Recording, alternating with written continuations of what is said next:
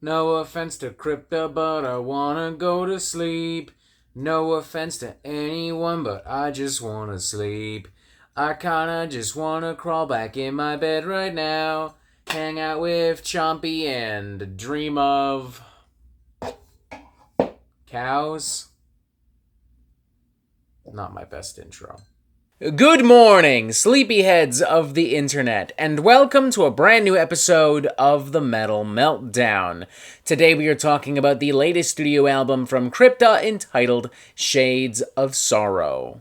This is the sophomore studio album from this South American death metal band hailing from Sao Paulo, Brazil, featuring two former members of Nervosa, another long-running Brazilian thrash death metal crew. I remember when their debut album, Echoes of the Soul, dropped back in 2021 and thinking, this is solid, but honestly, maybe just a little bit overhyped. I hadn't really paid much attention to the band since then. I didn't really listen to any of the singles that were released in advance of this record.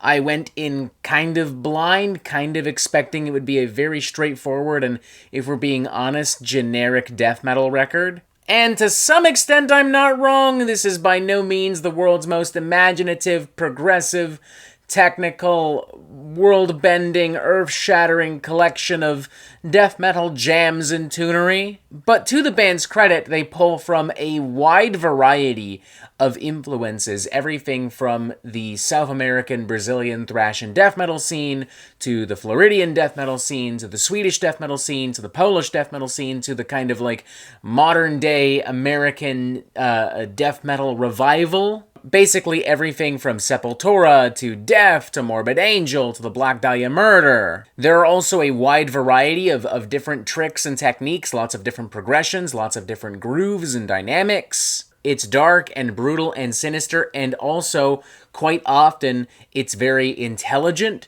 it's very introspective, and also quite catchy and memorable and punchy, consistently throughout. Very engaging, and I think it shows depth and maturity and skill that, respectfully, I just wasn't, and I think it shows a lot of depth and maturity and skill that, frankly, I just wasn't getting from Echoes of the Soul. Put very simply, yes, it is arguably meat and potatoes, but goddamn, the back of the house team that put this together, the kitchen staff that envisioned this particular plate of meat and potatoes, they put their fucking all into it.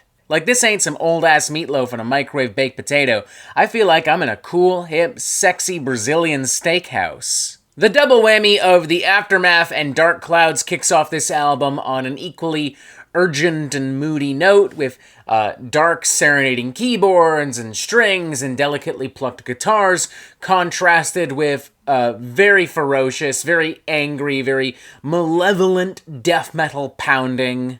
A lot of cutthroat, bloodthirsty rhythms, some gnarly, ballsy, almost like Lamb of God, early 2000s metalcore-esque grooves thrown in. This whole thing kind of feels honestly like something that the Black Dahlia Murder might have pumped out in the early 2010s on records like Ritual and Everblack. Then there's The Outsider, which frankly just sounds like hell and pain and doom and anguish, from its slower, slimier grooves to its more fiery, almost blackened death metal outbursts. It feels like a combination of classic Autopsy and mid-2000s Behemoth.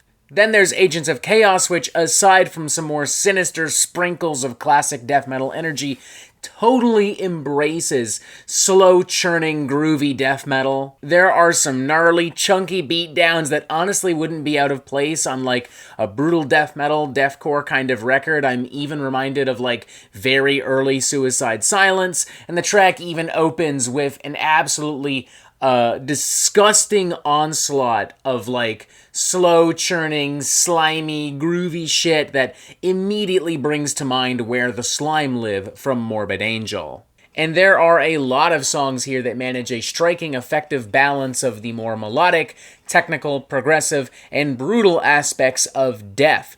Mainly their 90s output, mainly records like Spiritual Healing, Individual Thought Patterns, Humans, but truth be told, there's a lot of death, love, and worship across this thing, and you could probably find at least one moment from any Def album being represented here in some capacity. Especially when it comes to vocals and guitars here. I mean, that guitar tone, the way that it howls and shrieks, the vocals, considering how acidic and varied and venomous and fiery they are. I mean, the spirit of Chuck Schuldiner is all over this motherfucking thing. Like, if you had told me this thing were baptized in Chuck Schuldiner's bodily fluids, I honest to God think I'd believe you. Remarkably, unlike an actual Def tribute or offshoot band like Gruesome or Left to Die, I'm never really left with the feeling that this is like super derivative or one-dimensional. As songs like Trial of Traitors, Lift the Blindfold, and Poisonous Apathy are able to still kind of shock me and wow me with, all of their different twists and turns and flavors and tricks and techniques. One of my favorite cuts on this record, though, might honestly be Lord of the Ruins, just because that main riff goes so fucking hard. It just beats and batters away like a UFC fighter, and a lot of the guitar pyrotechnics introduced later on, it feels like a fireworks display. We are celebrating the UFC fighter in question, beating and battering me to a pulp. Lyrically, I like how the album tackles depression and anxiety and trauma and mental health and despair. I think that some of the actual phrasing of the lyrics could be a little bit better, but whatever, that's kind of a nitpick. The production here is great too. Love the way the drums sound. Love how big and massive that snare especially is. Love the guitar tone. Love the vocals. I do feel like the bass is a little bit obscured here. I mean, aside from these moments where you have these isolated bass riffs,